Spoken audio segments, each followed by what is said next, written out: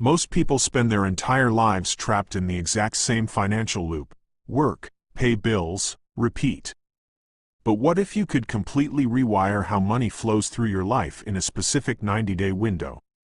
We aren't talking about get-rich-quick schemes or miracle investments. We are talking about a psychological framework that changes how your brain processes money. Why exactly 90 days? Because the popular idea that it takes 21 days to build a habit is just marketing. Science shows that genuine, lasting behavioral change actually takes between 66 to 90 days. Anything less, like 21 days, isn't enough to make it stick. Anything more, like 6 months, is just procrastination disguised as patience. 90 days is the Goldilocks zone. It is long enough to see a real drop in your debt and a shift in your income, but short enough that you feel the momentum and taste the success required to keep going. The biggest mistake people make is trying to overhaul everything on day one. A new budget, new savings goals, and new investments.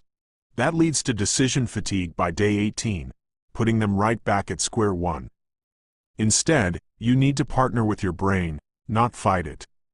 Here is the exact 3-phase, step-by-step system to take you from checking account anxiety to actual cash flow. Phase 1 is the awareness phase. Your only job for the first 30 days is brutally simple: track every single dollar that leaves your account. Do not try to cut your spending. Do not judge yourself. Do not shame yourself. Most people claim they spend responsibly, yet hundreds of dollars evaporate from their accounts every month. When you track your spending without judgment, a profound psychological shift occurs. You become conscious. Consciousness always precedes change. Once you see the data, you will naturally start making different micro-decisions. You will suddenly hesitate before impulse buys because you are noticing patterns you were blind to before. Most people fail in this phase because manual tracking feels incredibly tedious.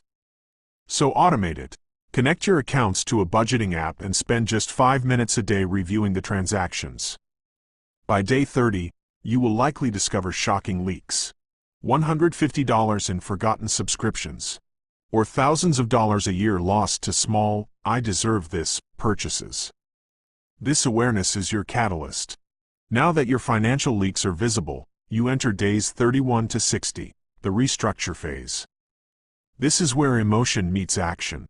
You are going to restructure your money using the priority stack. This is about making deliberate choices, not forcing restrictions. First, the non-negotiables. List out your rent, food, and essential utilities. These are sacred and untouched. Second, the values. Determine what you genuinely value. Not your family, not society. You. Is it security? Growth? Travel? If you value security, your money flows to an emergency fund first. If you value growth, it flows to a new course. When your money aligns with your values, you never feel deprived. Third, the cut. Ruthlessly eliminate anything that doesn't serve your survival or your core values. Cutting expenses is hard because it attacks your identity. You might think, "I'm someone who eats out," or "I'm someone with premium streaming services." You have to realize you are becoming someone different. Someone with choices. Take Marcus, for example. He was drowning in $8,000 of consumer debt. By making brutal cuts to dining out and extras during this phase, he paid off over $5,000 by day 90. The money was always there. The system just made it visible. If cuts feel too painful and you want to quit, write down your values and look at them daily. Let your why sustain your emotion. By day 60, your money has been rerouted, giving you a monthly surplus. Days 61 through 90 are the acceleration phase, where the system compounds. Most people immediately spend their surplus.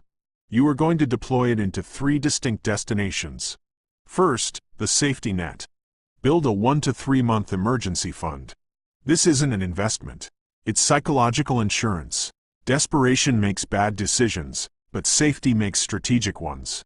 Second, the income stream. Make your money work for you. Invest in something that generates a return. Education for a raise. A micro business. Market investments. Third, the reward. You must allocate 10% of your surplus to something purely joyful. A nice meal out. A hobby. This teaches your brain that money is the servant of happiness, not the enemy of it.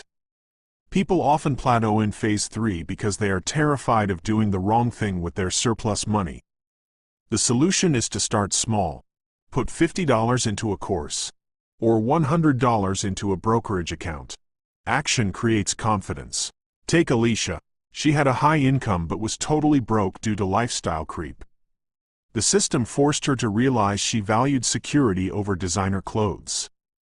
She built her emergency fund and invested in a certification that boosted her income by $15,000 a year. Here is the ultimate truth. You are not broke because you are stupid or unlucky. You are in your current financial situation because of hidden systems you never consciously chose. But you can choose a different one today. Commit to this framework. Work with your brain, not against it. If you're ready to take back agency over your money, hit that subscribe button. You don't have to figure this out alone.